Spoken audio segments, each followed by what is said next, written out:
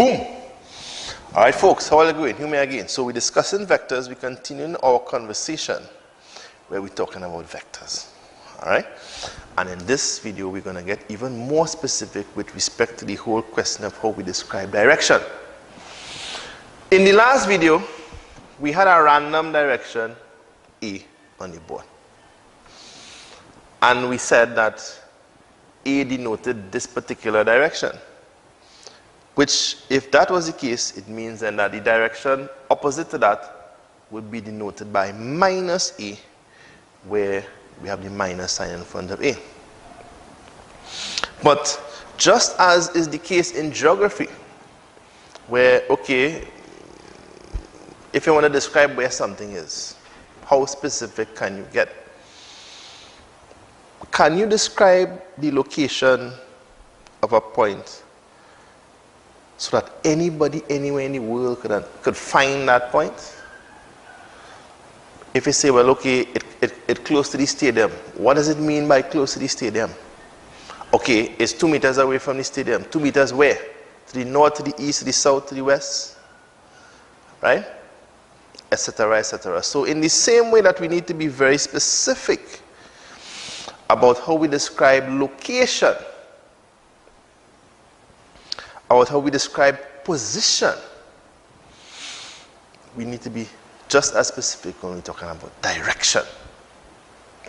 All right? In terms of describing location and position, we have evolved the system of latitude and longitude. And if you ever have the opportunity to look in detail at your Google Maps or your Waze, in 2021, so let me talk technology now, right?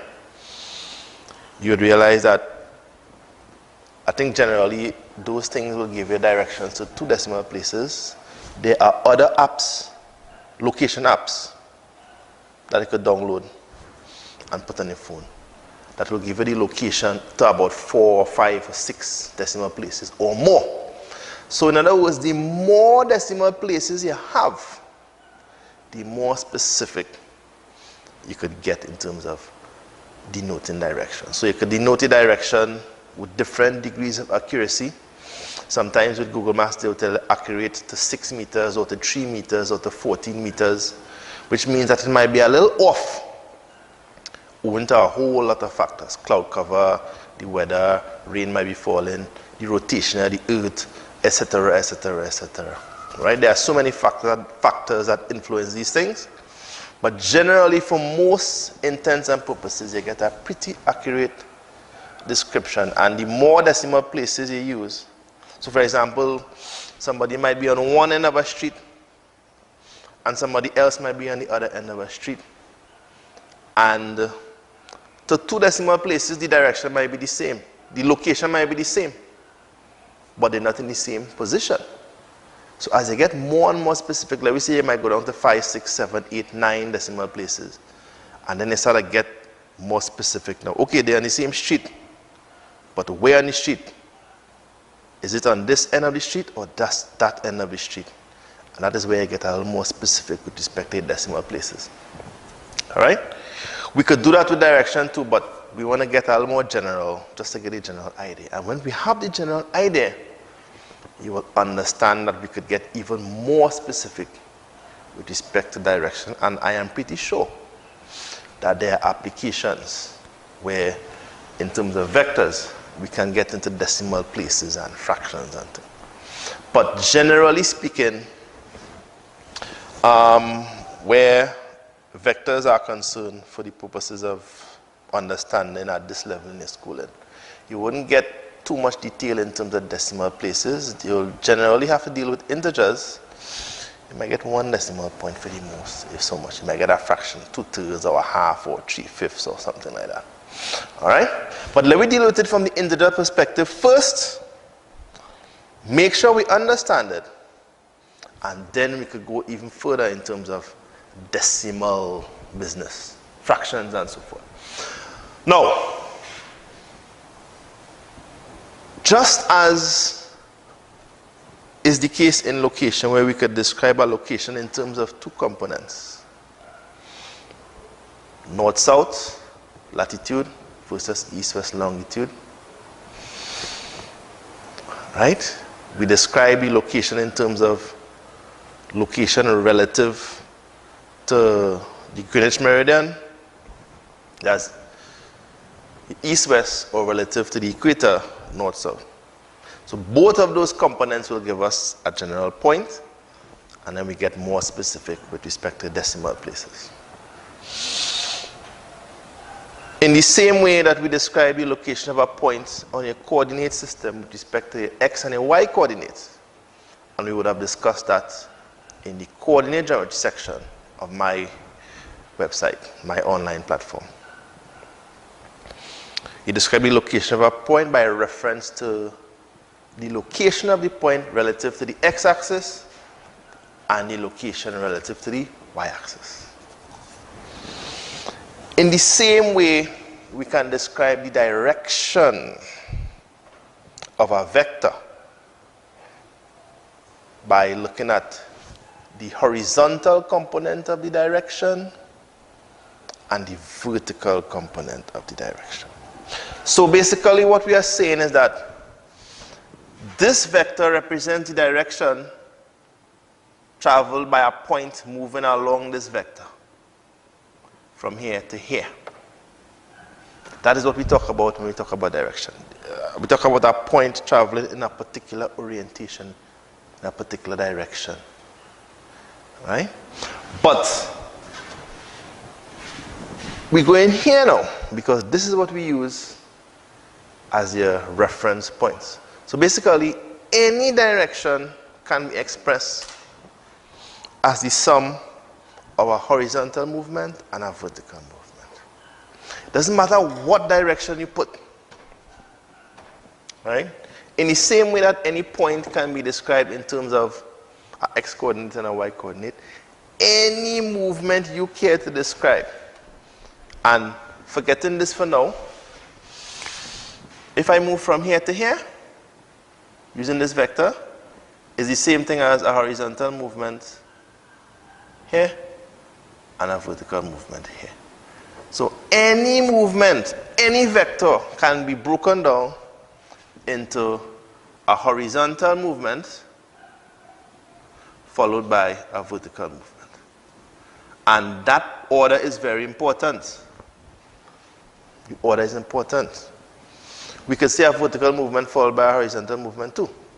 So for the sake of argument, I could say that we could break it down as a vertical movement, right, followed by a horizontal movement. And technically we wouldn't be wrong. We wouldn't be wrong technically, right? Because we end up in the same position, end up in the same location, right? If we go from here to here and then from here to here, it's the same thing as if we go from here to here and then we go from here to here. But just as in coordinate geometry where you have the x coordinate first, followed by the y coordinate, similarly in the vectors, we describe the horizontal movement first, followed by the vertical movement. That is just a convention. That is just a mathematical convention. So in terms of the reference directions, right, your reference direction is in the x to the positive, with respect to, with the negative of course being to the left. So in other words, movement to the right is positive x, movement to the left is negative x. With the y, movement up is positive y, movement down is negative y. Right? These are your reference directions. Of course, the reference location being the origin, which will give rise to what we refer to as the position vector. But we will come to that a little later. Right? We could describe any movement in terms of a horizontal component and a vertical component. Any vector we care to describe, if we do that, once the vector is described as, once the vector is a straight line, and straight lines is what we'll be using when we're talking about vectors at this level, right? Then If we start and we go horizontal to the left, and then we go vertical down. All right? And that is basically it, you know. So any vector that we care to impose on this can be described as the sum, note the language now, as the sum of a horizontal movement and a vertical movement. Again, don't get caught up. This is just a convention. There are many times when we adopt conventions in mathematics for the simple reason, just as we have the metric system, we want one uniform way of expressing anything that we could apply anywhere in the world. So we don't want one part saying, well, okay, the movement is horizontal followed by vertical.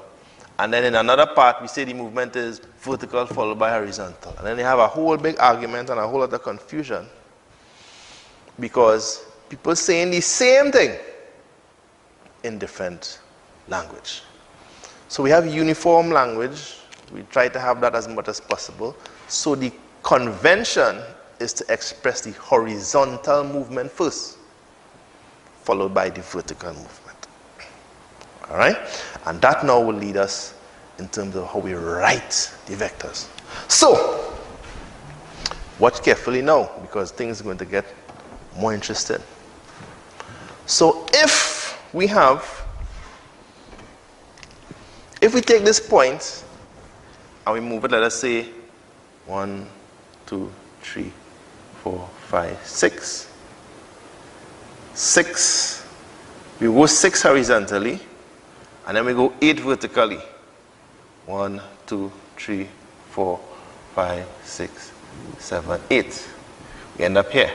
Now it might be exactly here, so you'll forgive me if it's not too exact. All right?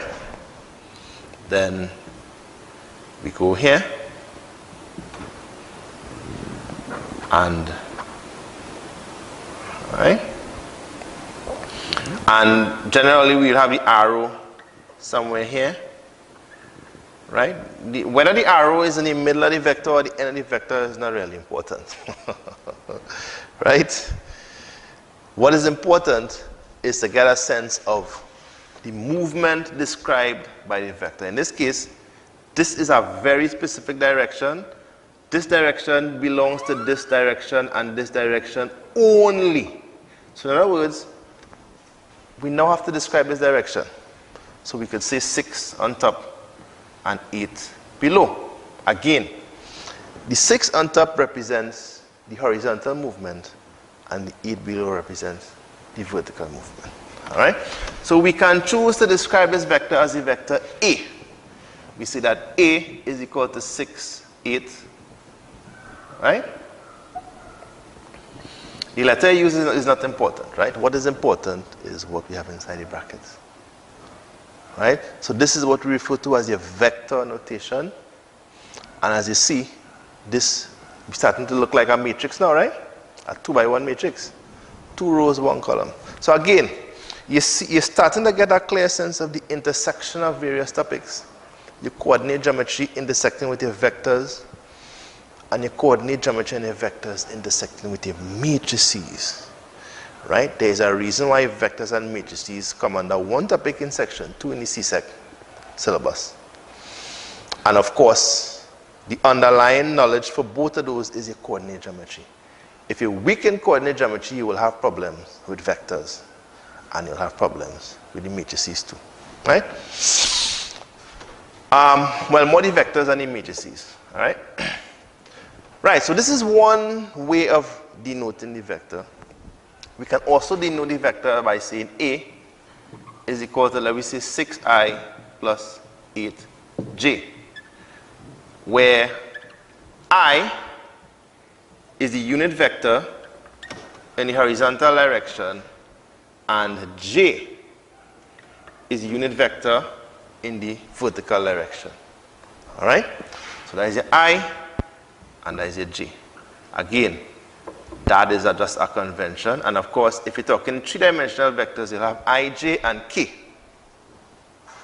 All right? But again, we're not dealing with 3 dimensions at this level, the CSEC. we will deal with that with the ADMATS. So basically, with the ADMATS videos now, we will just take everything that we do here a little further and we'll add a couple more aspects that the math students wouldn't have to deal with. Just give me 1 minute here. Hold on. Let me get. Whew, all right. Anyway, just leave it later on. Oh, look at here.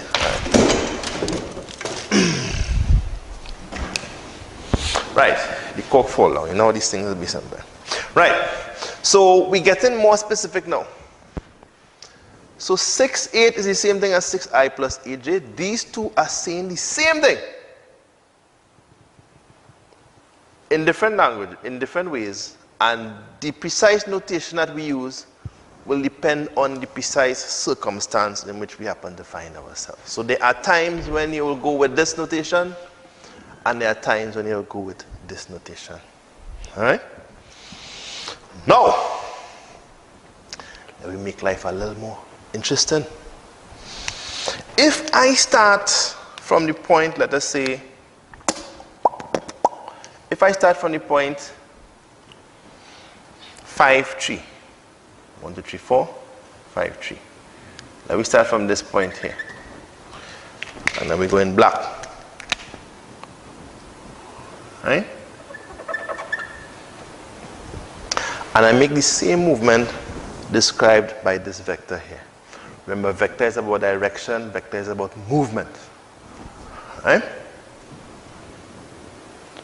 1, 2, 3, 4, 5, 6. So we make the same 6 on the horizontal.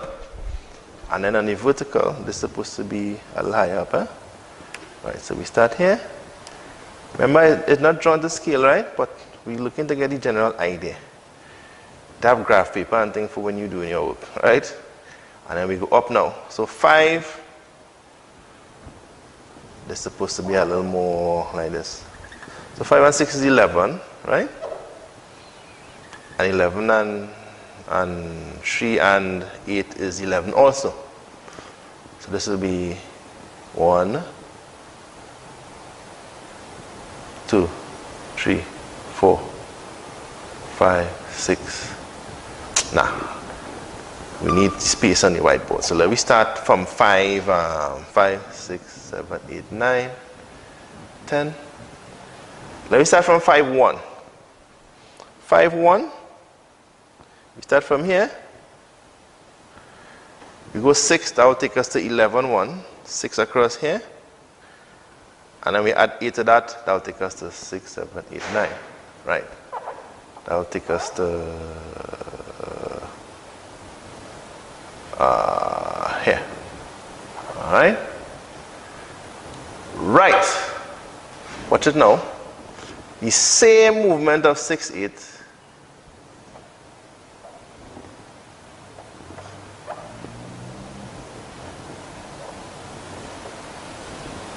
All right.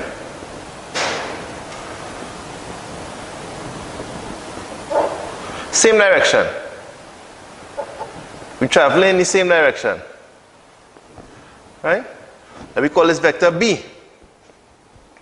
We're saying that B is equal to same 6, 8. 6i plus 8j. All right? Same direction, same magnitude.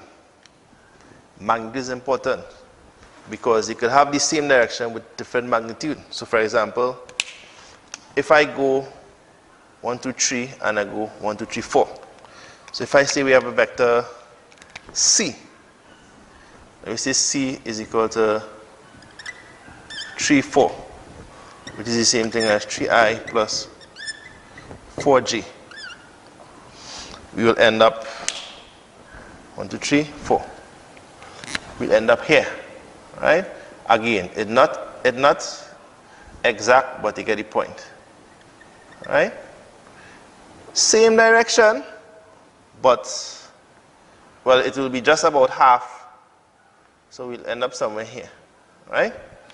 we'll end up on the same line. So what you could do, if you really want to be sure, you could do this same exercise that I am doing on graph paper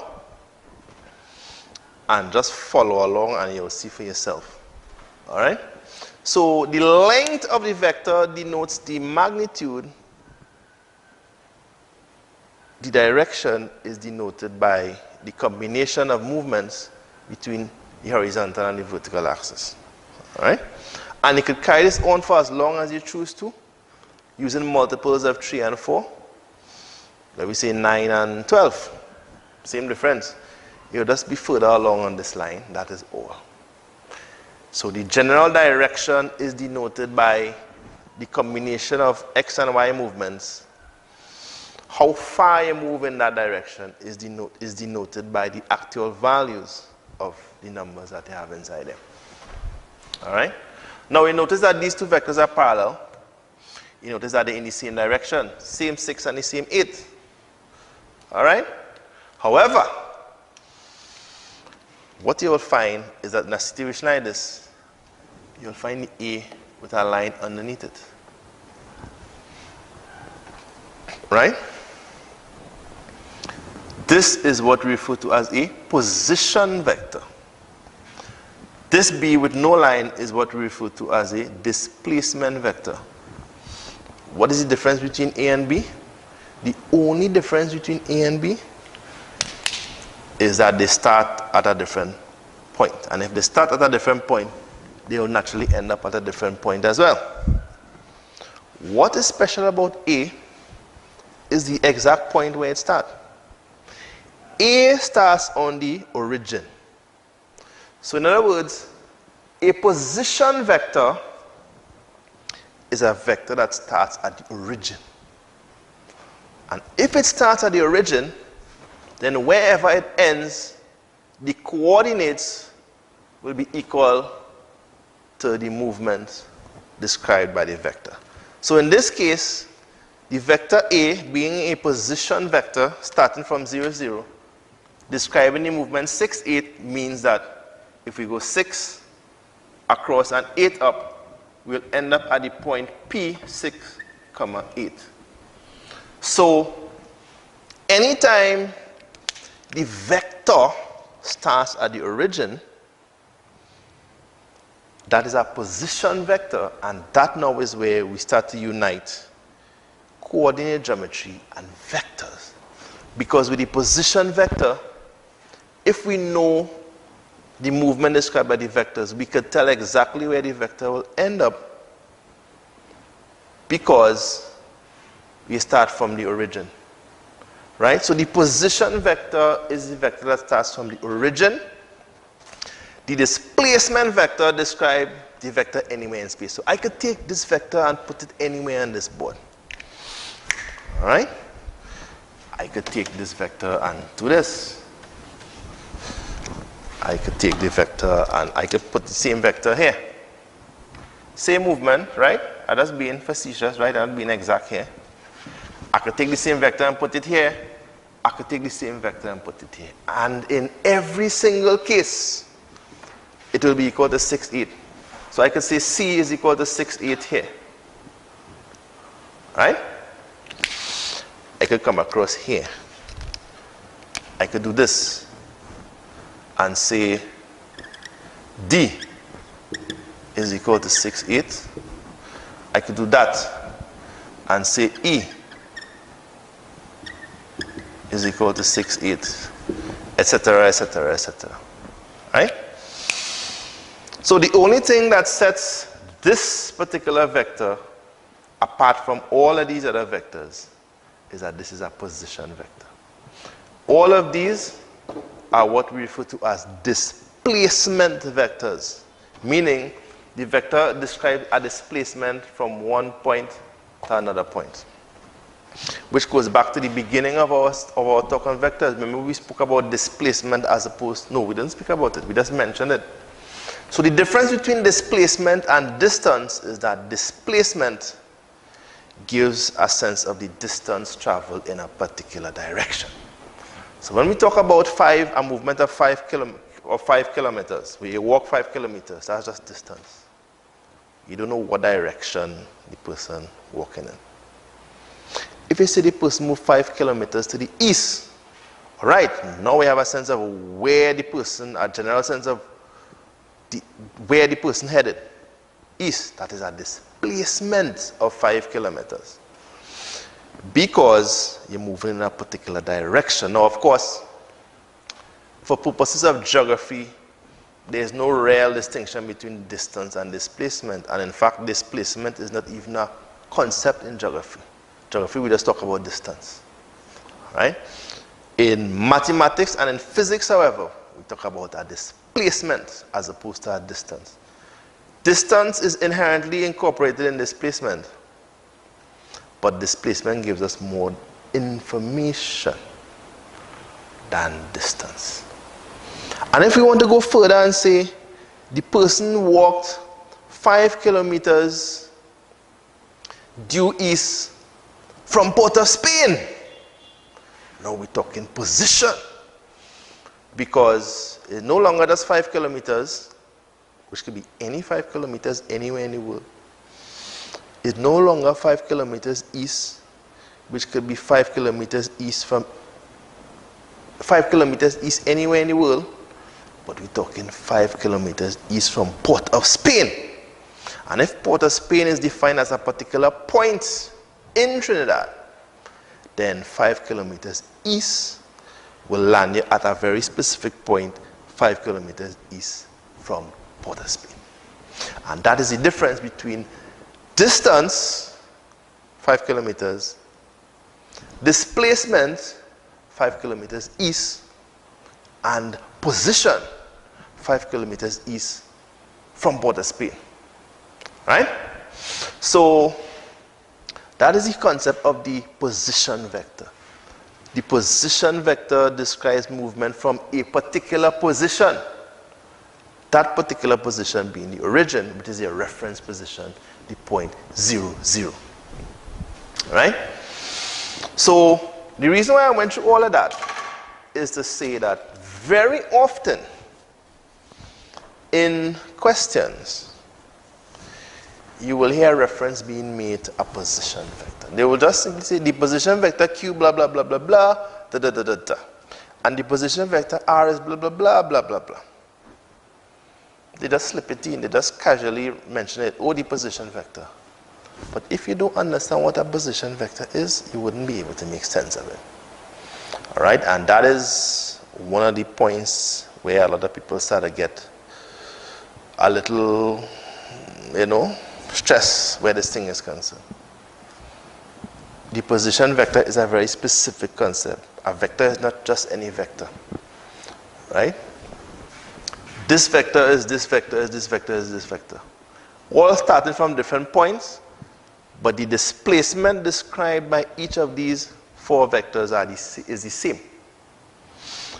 This vector, however, we have the same displacement, but we also have the additional piece, which is that the displacement starts at the origin as the position vector. And you need to understand that because there will be times when you will be called upon to draw a diagram. In fact, I recommend to most students, anytime you're doing a vectors question, draw a diagram. Don't try to do a vectors question without drawing a diagram. Right? That is something that I will deal with when I have in my sessions with students. You may or may not be part of the session. I may or may not do a separate video on that, but we'll deal with that later.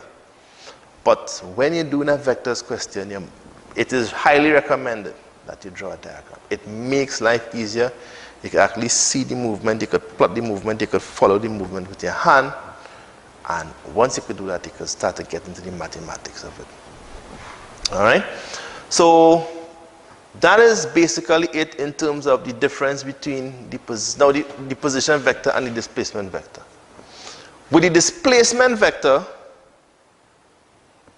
because all you have is the displacement, you need to know at least one starting point, and that will allow you to calculate the coordinates of the endpoint.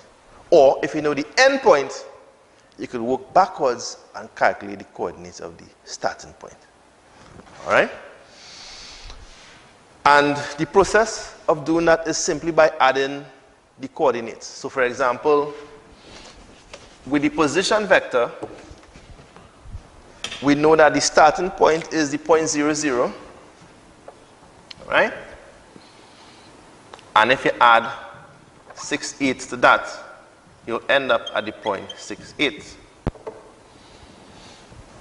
With this guy here, the starting point is 5, 1, and you add 6, 8 to that, and you end up at the point 11, 9. So this is the point 11, 9. Let me call this P, Q, 11, 9.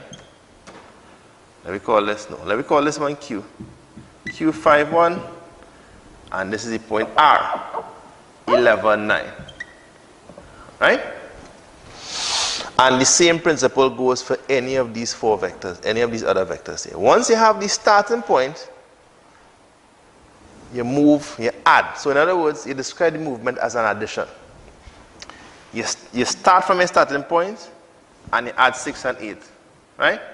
Now, because the position vector by definition starts at 0, 0, you don't necessarily need to go through this process to find the coordinates of the endpoint using the position vector, because the 0, 0 is implied.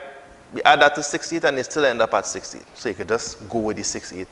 But you could only do that if you're working with the position vector.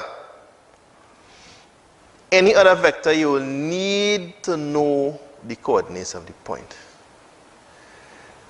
They must tell you that. With the position vector, by telling you that the vector is a position vector, you know immediately what the starting point is, which is the point 0, 0. With any other vector, they have to tell you what it is. They have to actually give you the coordinates of the starting point to allow you to find the coordinates of the endpoint. And in reverse, if they give you the endpoint, you could work backwards and find the starting point. So if you know that the endpoint is R9 and you want to go back to find the starting point, you say the R11, 9 minus, and you know the vector is 6, 8, you minus the vector and you end up with 5, 1. Right? Same 5, 1. So in other words, to get from the beginning of the movement to the end of the movement, you add. And what do you add? You add the vector displacement. 6 horizontally, 8 vertically. And if you want to get the origin of the movement, if you know where the end is, you work backwards, which is that you subtract. All right? So you subtract. You start from the end, the point where you end, and you subtract the movement described by the vector, and you get the coordinates of the origin of the movement. All right? With the position vector, watch it. 6, 8 minus 6, 8 will give you back 0, 0. Right? Watch. 6, 8 minus 6, 8 will give you back 0, 0. All right? So we could round off this video here. We start to get a sense of how we describe direction.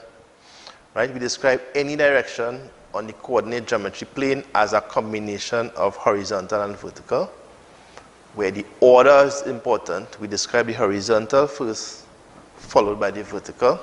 Now, of course, these movements could also be negative, right? So if you start to the left, the number on top will be negative. If anytime you go down, the number below will be negative, etc., etc., etc. Right? So I wouldn't talk too much about that. I will leave that for you to discover on your own or to discover in exercises. In fact, no. Yeah, I'll do one more video subsequent to this, where we'll do some negative examples. We'll deal with direction reversals, and that will be it where this part of it is concerned in terms of talking about the direction, the movements.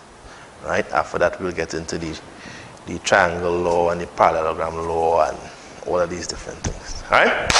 So, keep good, take care. Continue enjoying. We have more coming up.